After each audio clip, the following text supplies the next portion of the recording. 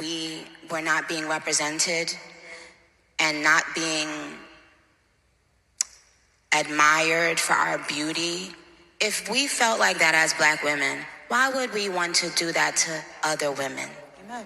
Why would we now need to make other people downplay their beauty so that we can feel, no, that's not how it works.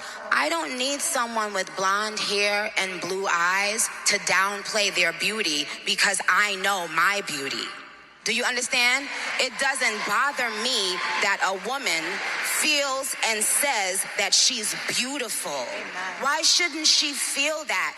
Why have we gotten to a point where certain colors or certain kinds of people have to be afraid of loving themselves and loving the way they look?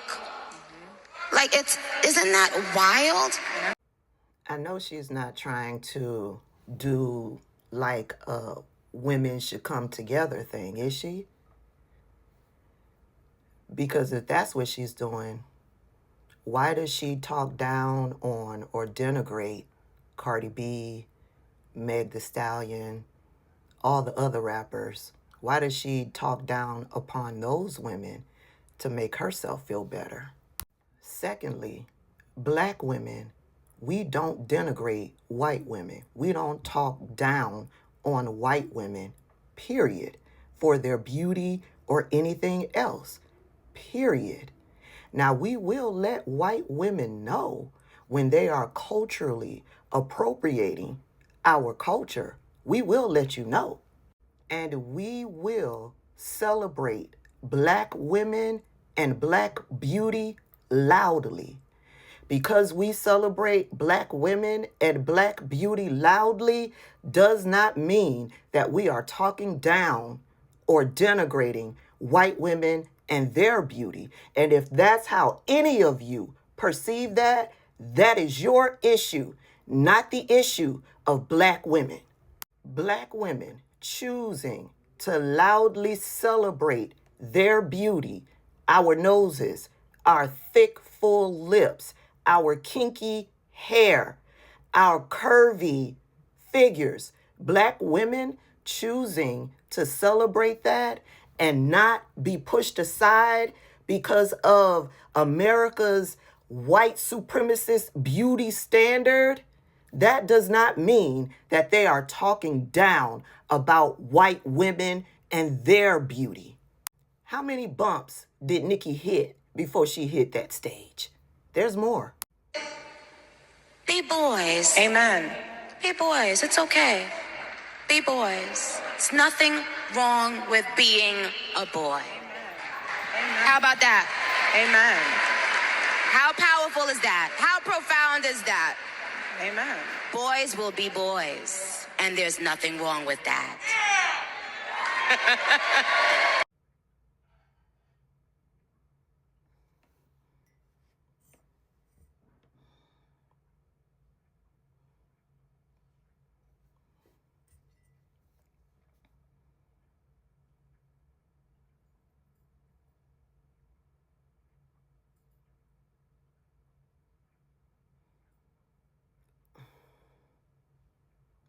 I'm gonna let the LGBTQIA plus community, I'm gonna let them respond to that.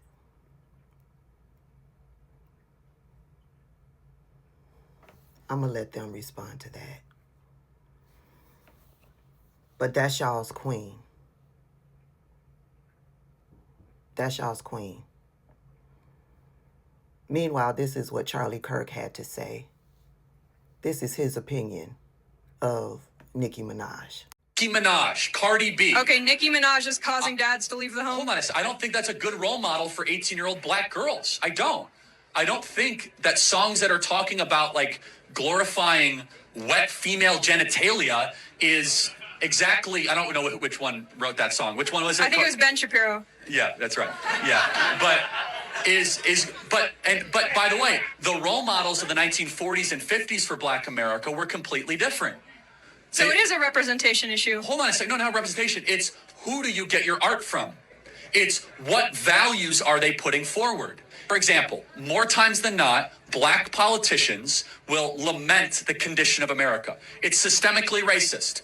It's terrible. What does that do to a 14-year-old black kid if you just find that you hear that everything is rigged against you? Instead, they should be saying, hey, there might be some barriers, but if you believe in yourself enough, you can achieve in this country.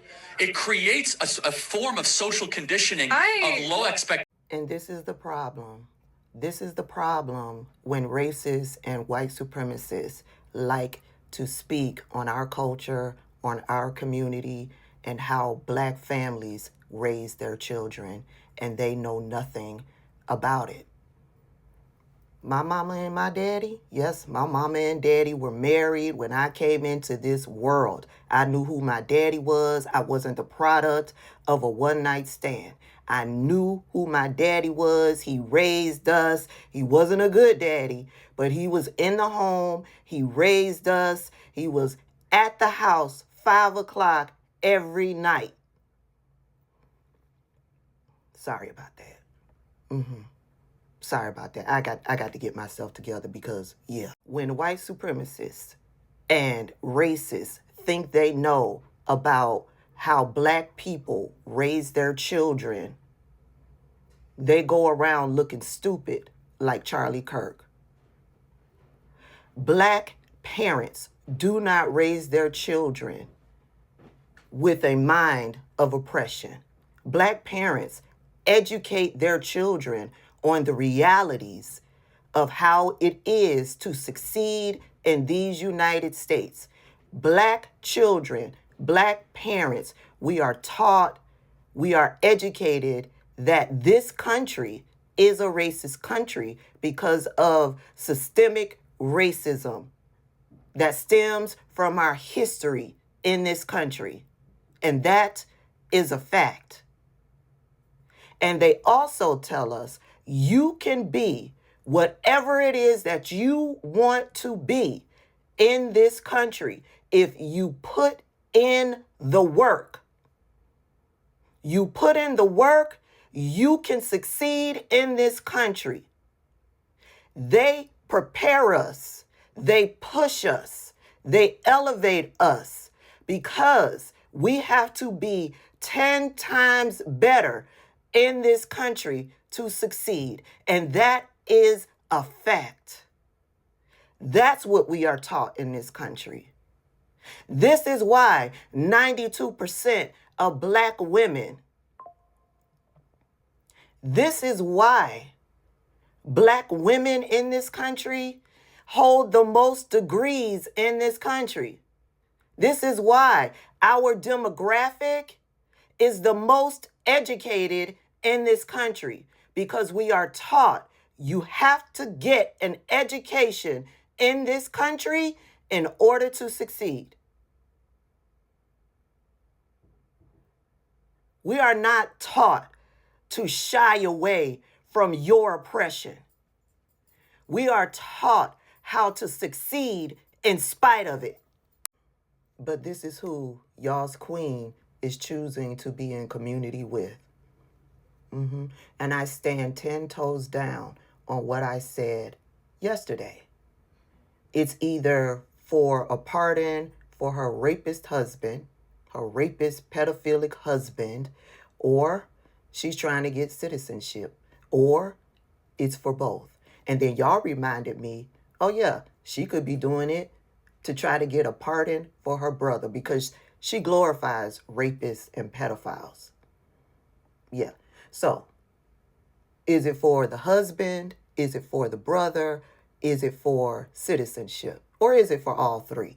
Y'all let me know your thoughts down below.